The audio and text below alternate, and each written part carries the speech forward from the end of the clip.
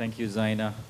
I'm sure we all could sense the sense of optimism with the presentation by Zainah just now, which she mainly highlighted some of the works and the actions, which is supposed to be the highlight for our time today, and in fact, success when it comes to pushing and fighting for liberty based on the right guidance.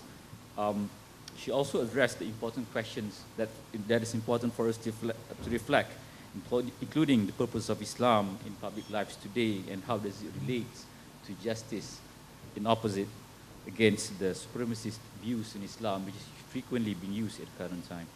So I would like to continue our discussion with our with our fourth speaker, Professor Clive Kessler. He's the Professor Emeritus of Sociology and Anthropology at the New South Wales, Sydney, Australia. Before, he held several other academic positions in distinguished academic institutions, including at the LSE and the Columbia University. He has wrote and taught extensively and an expert in Malay culture, society, and politics. Without further delay, I would like to invite Professor Clive Kessler.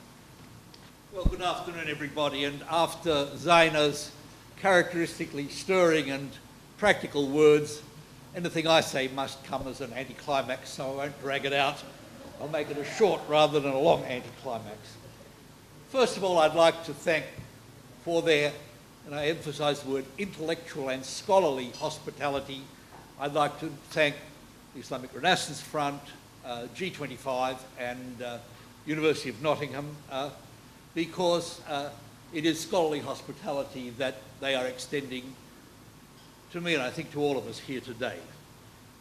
I am not here to be part of any religious polemics.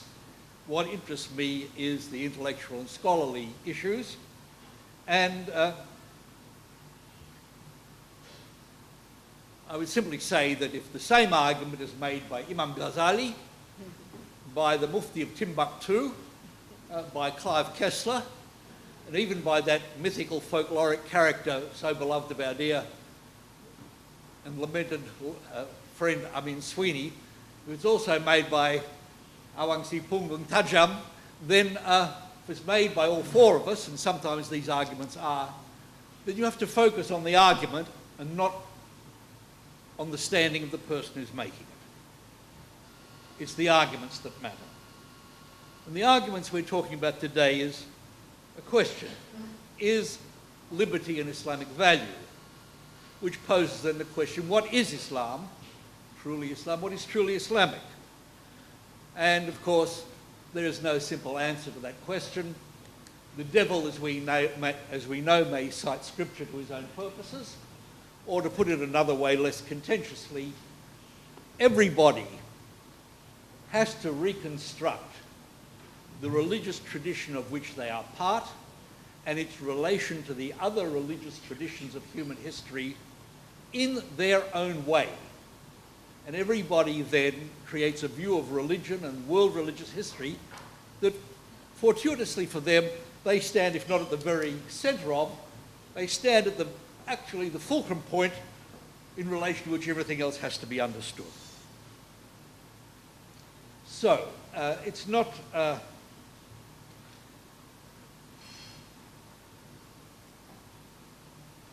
everybody then has to make some account of where they stand in order to offer any argument.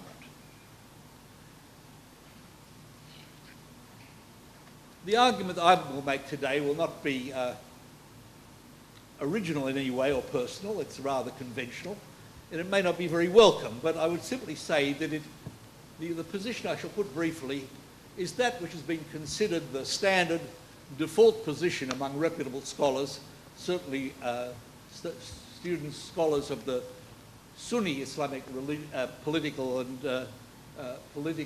statecraft tradition. It was the standard position, of course, until the postmodernists came along and had to say something different, just to be shockingly different, to make a mark in the world. I'm not impressed with their work and never have been, as you know.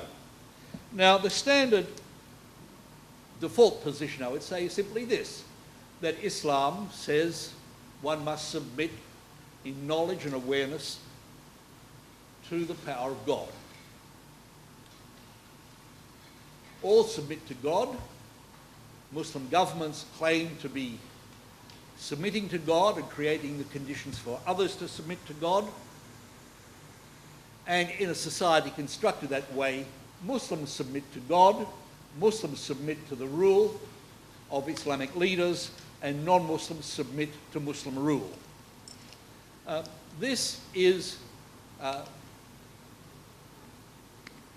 maybe a somewhat stereotypical, a bit of a caricature, but it does highlight the core of the problem, not in Islam doctrinally, religiously, or theologically.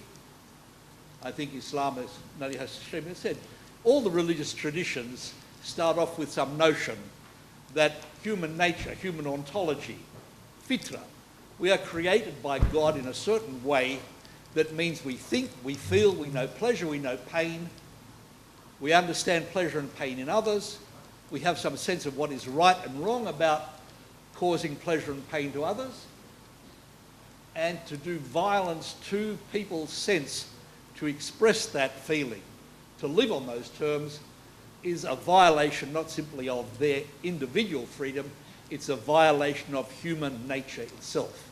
So all religions have that position in some way. But the question then is,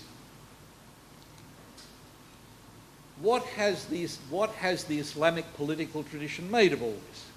And it has made, I think, of that notion of submission a doctrine, an ideology, the orthodox one, of the obligation of the individual and of the community to do good, to enjoin good and to forbid the evil at the individual level, at the community level, and at the level of their rulers. Whether the leader is a chief in some chieftainship kind of society, or whether the leader is a duly operating functionary of a state system, that leader in orthodox theory is said to be legitimate if he, and it's generally he, came to power in a proper way, and if, as leader, that person enabled, permitted, ensured the operation of Islamic law. And under that doctrine, of course, came those well-known sayings that 40 years of tyranny were preferable to one day of anarchy, of misrule, when the Sharia, the operation of the Sharia, will be suspended, when there will be no ruler who would ensure that justice might be given in accordance with the tenets of Islam. Now, this gave rise, of course, to what has been known by a number of scholars as a highly authoritarian, the authoritarian tradition of political rule in Islam. Under that doctrine, the rulers had the right to expect obedience, and the ruled had the obligation to render obedience. Now, that, of course, is only, as we know, one side of the coin. Scholars going back to Ibn Khaldun realised that that theory of the legitimate state was a very exacting and demanding one.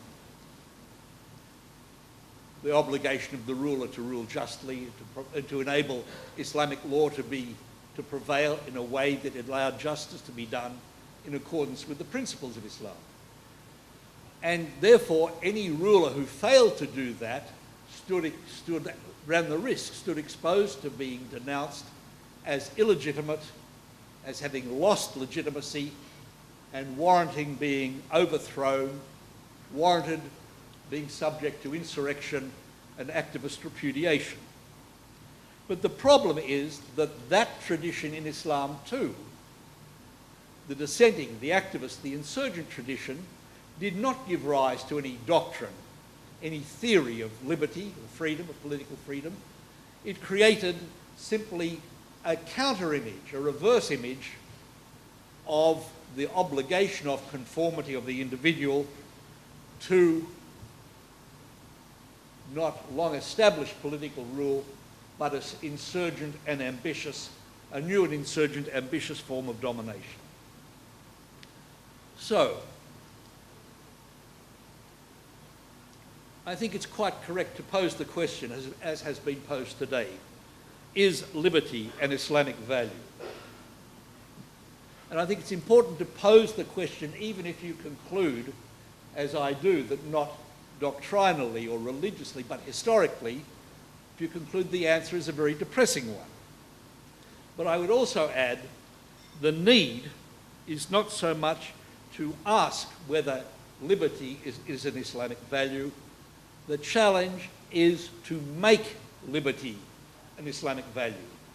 And I think here, the question is, but if that is the challenge, then the question is how? And here I think we are in debt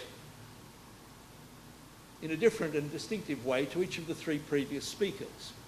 To Professor Nader Hashemi, who has outlined the intellectual grounds upon which one can argue that liberty can be, should be, is, and in principle latently has always been an Islamic value if only Muslims had been able and Muslim rulers had been ready to make it one.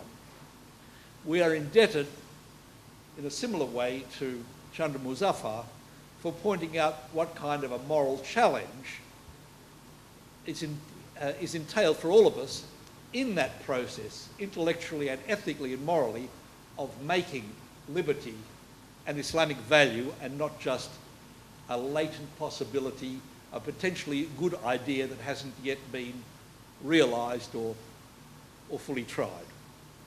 And of course, we are indebted to Zai for her energy, for her foresight, for her activism of not just saying that it can be done, but saying, look guys, here's how to do it, and if you don't want to be part of it, get out of the way, so I'll just get out of the way.